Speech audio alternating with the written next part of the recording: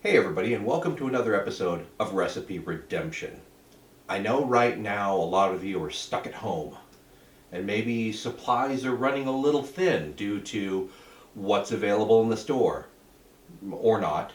So it may be a good time to continue our discussion on substitutions. Now, in the past, sometimes you had to make do with what you had.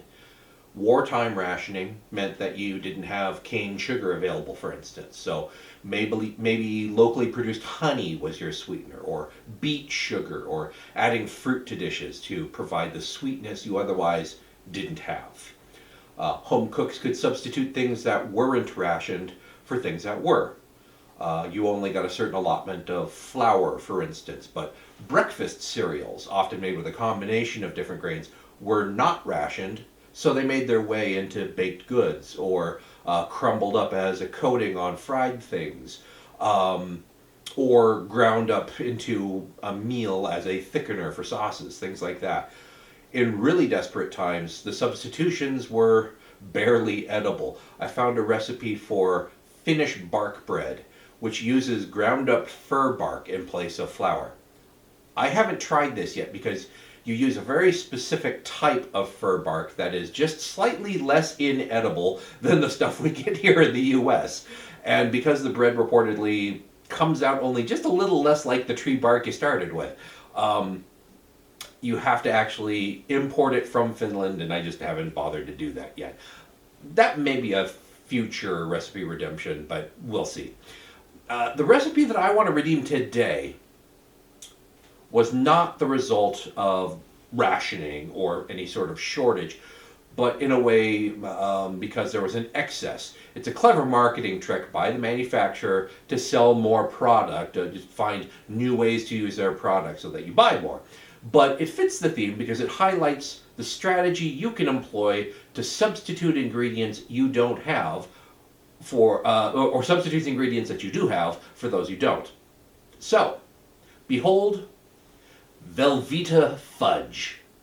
That's right, Velveeta Fudge. But before we turn our noses up at the whole idea, let's break apart a classic fudge recipe and see what makes it tick. Real fudge, quote unquote, is a candy made by combining unsweetened chocolate with melted sugar at the soft ball stage. Cooked until it reaches around 235 Fahrenheit, or when a blob of it dropped into cold water forms a ball that remains pliable even after cooking, thus a soft ball. It's finicky and doesn't always set up properly. Even your best efforts to get the conditions just perfect are rewarded either with a chocolate confection with big sugar crystals that crunch somewhat unpleasantly, or with a gooey mess that never entirely sets up. It's a seemingly simple confection that has left generations of home cooks in tears. Easier recipes have since come along, using chocolate chips and sweetened condensed milk. Some people who have tried both complain the newer stuff is a lot sweeter, and you can actually taste the flavor of the canned milk. It has a very distinct flavor to it.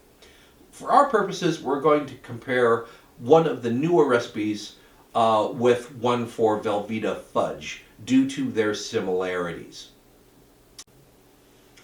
So here is a piece of regular chocolate fudge. I use these lovely silicone muffin tin liners, and I basically, for all the recipes today, or all the attempts at fudge today, I use these instead of making a whole pan. I scaled the recipes down to basically one 2 or 3 bite portion, because the last thing I need is 3 plates of fudge lying around when I'm stuck in the house. Just a bad idea. So this is regular fudge. It contains 4 ingredients. I've left out the nuts that people like to add to fudge because they don't add anything to the structure of the fudge. It's just there for flavor and texture. But I'm more worried about the fudge itself. So this contains dark chocolate. I have 100% cacao dark chocolate, unsweetened. Sugar to sweeten it. Milk, I use cream. And butter. The chocolate obviously contributes to chocolatey flavor. It's got to come from somewhere. Plus some fat from the cocoa butter that's in there, and an emulsifier, soy lecithin, which helps the moisture from the milk and the fat from the butter and the cocoa butter to combine successfully in an emulsion. The butter also contributes its own lecithin. So now let's take a look at the recipe for the Velveeta Fudge. Notice that instead of chocolate chips, it calls for only cocoa powder. The role of the cocoa butter is played by all the fats in the Velveeta. Since we aren't using sweetened condensed milk or sweetened chocolate chips, we also have to add sugar to this one as well. So what is Velveeta? Well, we can't call it cheese legally because that's not all there is to it. As of 2003, Velveeta has been marketed as a pasteurized prepared cheese product, I believe, due to all the added stuff. But if you read down the ingredients list, it sounds a whole lot like cheese. First few ingredients anyway: milk, water, milk protein concentrate, milk fat. Then they add in whey and whey protein concentrate, which is typically separated out and removed in the process of making cheese. Kraft Food says that reintroducing the whey helps provide the smooth, velvety texture of the melted product. Sure, I don't know the chemistry behind that, but sure.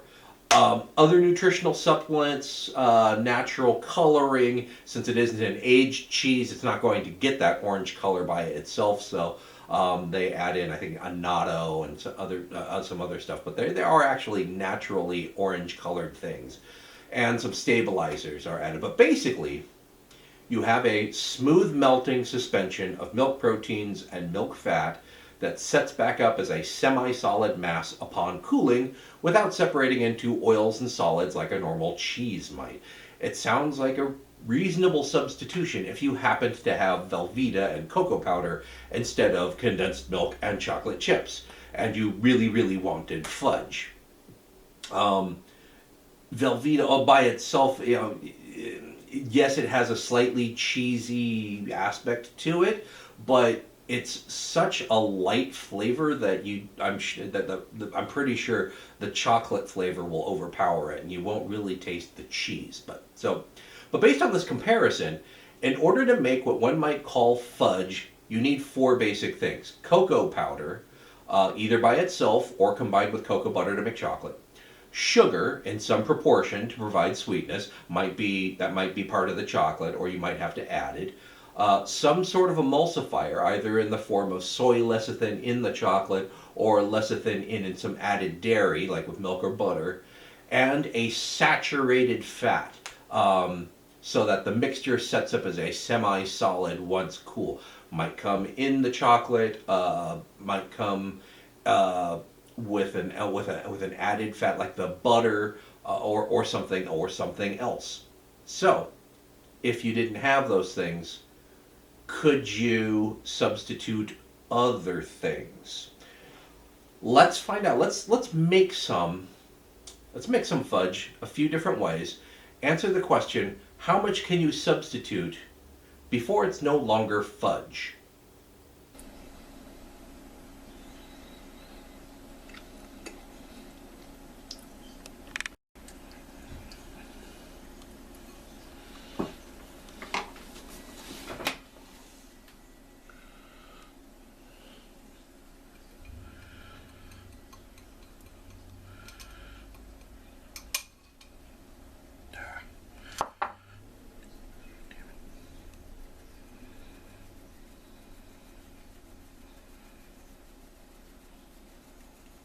So, first off, for control, here's our fudge that I made with the basic standard easy fudge way.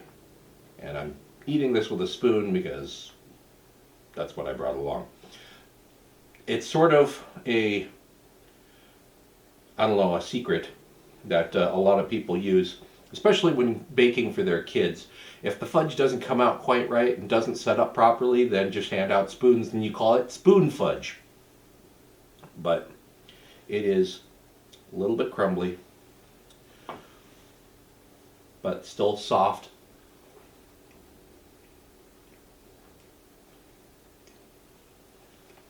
It's not bad. It's chocolatey.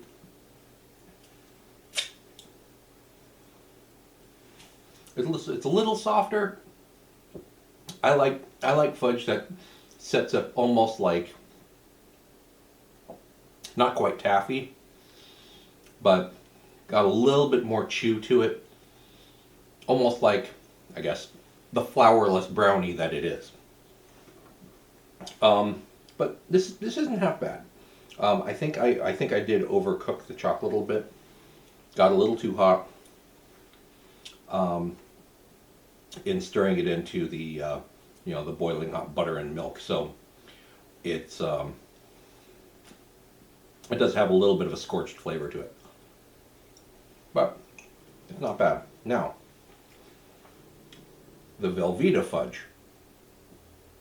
I do note this has actually set up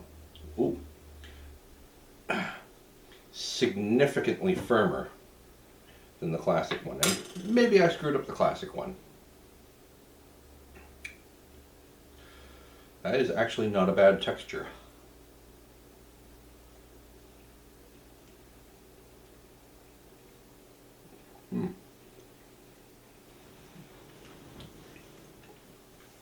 The sugar crystals didn't fully dissolve.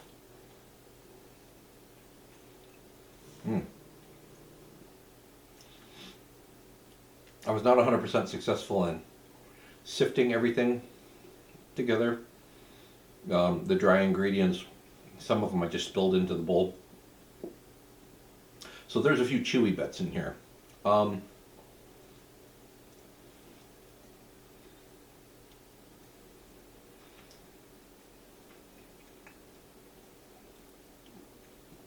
And I do have to take it back. There is a detectable cheesiness to this. It's subtle. If you weren't looking for it, if nobody told you that this was Velveeta cheese, you might not notice.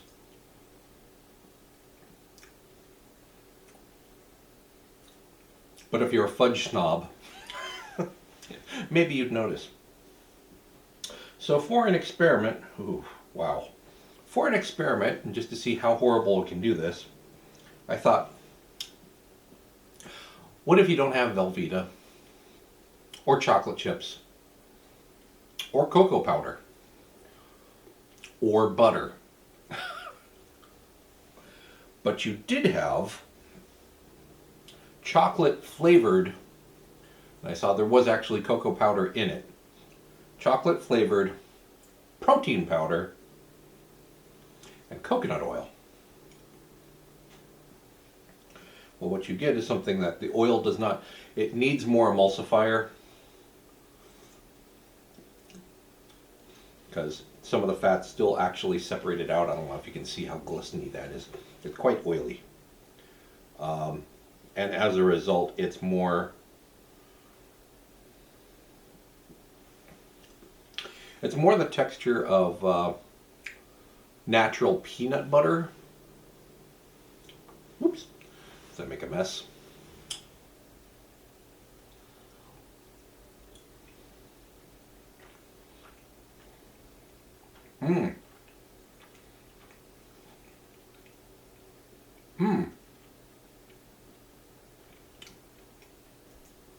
Don't do that.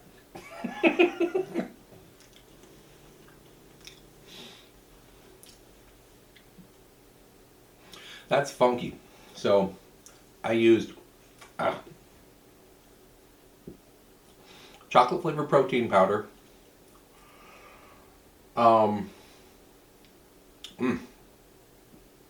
coconut oil, a little bit of cream, and a little bit more sugar. Technically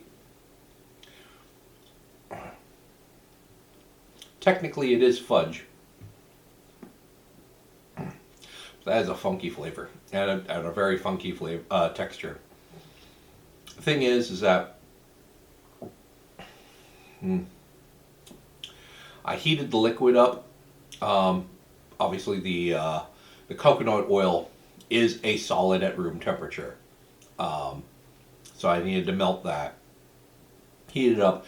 But protein powder, I've tried incorporating it into like baked goods and stuff, just to add a little protein to my baked goods.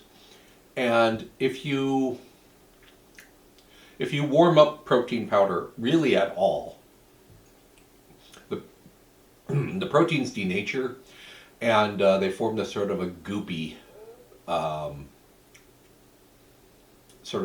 gummy mess that never really fully incorporated the coconut oil. And the coconut oil does have a very strong coconut flavor. I was hoping that this would kind of come out, I guess, kind of like a Mounds bar, with a sort of chocolate coconut flavor, and it's in there, but for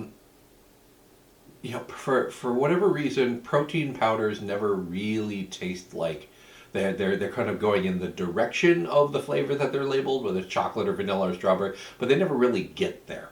So the flavor of this is not pleasant. So there's only so far that you can go with substituting ingredients. But the worst thing that can happen is that you have a plate of bad fudge. And as we've learned today, there is such a thing. I'm getting another piece. No. Still not good.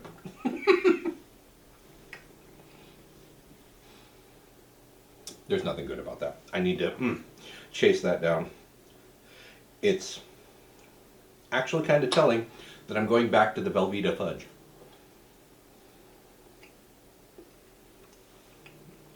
Yeah. That's really not bad at all. Again, if you weren't actually specifically looking for the cheesy flavor, I'm not sure that you would notice. So, nothing necessarily needs to be redeemed about the Velveeta Fudge. It actually works. And if